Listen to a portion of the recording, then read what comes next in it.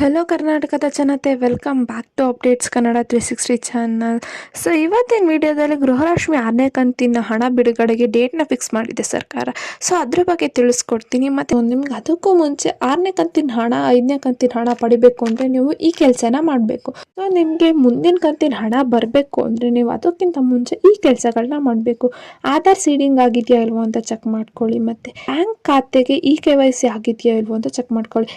ಏನಾದರೂ ಬ್ಯಾಂಕ್ ಖಾತೆಗೆ KYC ಆಗಿಲ್ಲ ಅಂದ್ರೆ ನಿಮ್ಮ ಖಾತೆಗೆ ಹಣ ಜಮಾ ಆಗಲ್ಲ. ಸೊ ಏನಾದ್ರೂ ನಿಮ್ ಖಾತೆಗೆ ಹಣ ಬಂದಿಲ್ಲ ಅಂದ್ರೆ ಏನ್ ಮಾಡ್ಬೇಕು? ಸೊ ಇನ್ನ ಏನಾದ್ರೂ ನಿಮ್ ಖಾತೆಗೆ ಹಣ ಬಂದಿಲ್ಲ, ಇನ್ನ ಸರ್ಕಾರ ಏನಾದ್ರೂ ಮಾಡುತ್ತೆ, ಮನೆಗೆ ಸಿಬ್ಬಂದಿನ ಕಳಿಸ್ಬಿಟ್ಟು ನಮ್ಮ ಬ್ಯಾಂಕ್ ಖಾತೆಯಲ್ಲಿ ಏನಾದ್ರೂ ಸಮಸ್ಯೆ ಇದೆ ಸೊ ನೀವೇನಾದ್ರೂ ಕಾಯ್ತಾ ಇದ್ರೆ ತಕ್ಷಣನೇ ಈ ಕೆಲಸ ಮಾಡಿ. ಮೊದಲನೇದಾಗಿ ನಿಮ್ ಬ್ಯಾಂಕ್ ಖಾತೆಗೆ ಆಧಾರ್ ಸೀಡಿಂಗ್ ಆಗಿದೆಯೋ ಇಲ್ವೋ ಅಂತ ಚೆಕ್ ಮಾಡ್ಕೊಳ್ಳಿ. KYC ಆಗದೆ ಇರುವ ಖಾತೆಗೆ ಹಣ ಜಮಾ ಮಾಡಲು ಸಾಧ್ಯ ಆಗಲ್ಲ DBT ಅವ್ರ ಕೈನಿಂದ. ಸೊ ಇನ್ನು ಎರಡನೇದಾಗಿ ಅಂಚೆ ಕಚೇರಿಯಲ್ಲಿ ನೀವು ಒಂದು ಅರ್ಜಿನ ಹಾಕಿ ಬ್ಯಾಂಕ್ ಖಾತೆನ ಓಪನ್ ಮಾಡಕ್ಕೆ. ಯಾಕಂದ್ರೆ ಇವಾಗ ನಿಮ್ದು ಏನು ಕರೆಂಟ್ ಬ್ಯಾಂಕ್ ಅಕೌಂಟ್ಗೆ ಹಣ ಬರ್ತಿಲ್ಲ ಅಂದ್ರೆ ನೀವು ಪರವಾಗಿಲ್ಲ, ನೀವು ಪೋಸ್ಟ್ ಆಫೀಸಲ್ಲಿ ಇನ್ನೊಂದು ಬ್ಯಾಂಕ್ ಖಾತೆನ ಓಪನ್ ಮಾಡಿ. ಸೊ ಅಲ್ಲಿ ನೀವು ಓಪನ್ ಮಾಡಿದ ಒಂದೇ ವಾರದಲ್ಲಿ ಹಣ ಬರೋ ಎಲ್ಲ ಚಾನ್ಸಸ್ ಇದೆ. ಇದನ್ನ ಲಕ್ಷ್ಮಿ ಹೆಬ್ಬಾಳ್ಕರ್ ಅವರೇ ತಿಳಿಸಿದ್ದಾರೆ. ಅಂದ್ರೆ ನೀವು ಪೋಸ್ಟ್ ಆಫೀಸಲ್ಲಿ ಬ್ಯಾಂಕ್ ಖಾತೆನ ಓಪನ್ ಮಾಡೋದು ಬೆಸ್ಟ್ ಅಂತ.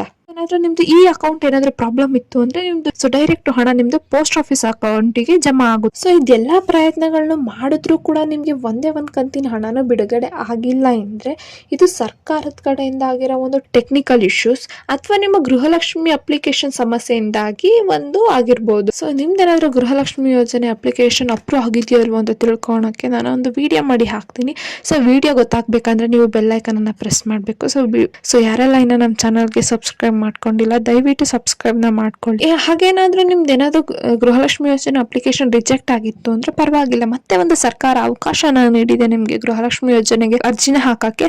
ಸೊ ಯಾರ್ಯಾರೆಲ್ಲ ಇನ್ನ ಗೃಹಲಕ್ಷ್ಮಿ ಯೋಜನೆ ಒಂದ್ ಕಂತಿನ ಹಣ ಪಡ್ಕೊಂಡಿಲ್ಲ, ಏನಾದ್ರೂ ನಿಮ್ದು ಅಪ್ಲಿಕೇಶನ್ ರಿಜೆಕ್ಟ್ ಆಗಿತ್ತು ಅಂದ್ರೆ ದಯವಿಟ್ಟು ಮತ್ತೆ ಅರ್ಜಿ ಹಾಕಕ್ಕೆ ಒಂದು ಅವಕಾಶನ ನೀಡಿದೆ, ದಯವಿಟ್ಟು ಅರ್ಜಿನ ಹಾಕಿ.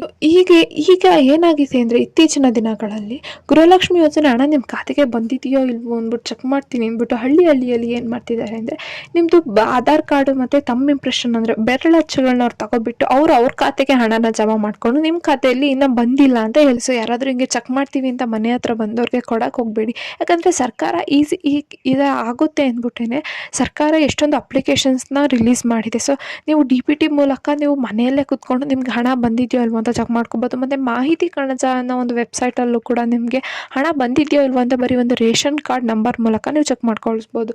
ಸೊ ಅದಕ್ಕೆ ಈ ತರ ಯಾರು ಕೂಡ ನಿಮ್ದು ಡೀಟೇಲ್ಸ್ನ ಶೇರ್ ಮಾಡಕ್ ಹೋಗ್ಬೇಡಿ. ಯಾರಾದ್ರೂ ಬಂದ್ಬಿಟ್ಟು ನಿಮ್ದು ಹಣ ಬಂದಿದೆಯೋ ಇಲ್ವೋ ಅಂತ ಅದ್ರಲ್ಲೂ ನೀವು ನಿಮ್ದು ಬೆರಳಚ್ಚು ತಮ್ಮ ಇಂಪ್ರೆಷನ್ ಅಂತೂ ಕೊಡಕ್ಕೆ ಹೋಗ್ಬೇಡಿ. ಸೊ ಎಲ್ಲರೂ ಜಾಗೃತರಾಗಿರಿ ಅಂತ ಹೇಳ್ತಾ, ಸೊ ಈ ಪುಟ್ಟು ಗೃಹಲಕ್ಷ್ಮಿ ಯೋಜನೆ ವಿಡಿಯೋ ಇಷ್ಟ ಆಯ್ತು ಅನ್ಕೊಂತೀನಿ. ಇಷ್ಟ ಆದರೆ ದಯವಿಟ್ಟು ಚಾನಲ್ಗೆ ಸಬ್ಸ್ಕ್ರೈಬ್ನ ಮಾಡ್ಕೊಂಡು ಹೀಗೆ ಸಪೋರ್ಟ್ನ ಮಾಡ್ತಾ ಇರಿ. ಮತ್ತು ವಿಡಿಯೋನ ಆದಷ್ಟು ಶೇರ್ ಮಾಡಿ, ವಿಡಿಯೋಗೆ ಲೈಕ್ ಕೊಡಿ. ಮತ್ತು ಏನಾದರೂ ಪ್ರಾಬ್ಲಮ್ ಇತ್ತಂದರೆ ಕಮೆಂಟ್ನ ಹಾಕಿ. ಧನ್ಯವಾದಗಳು.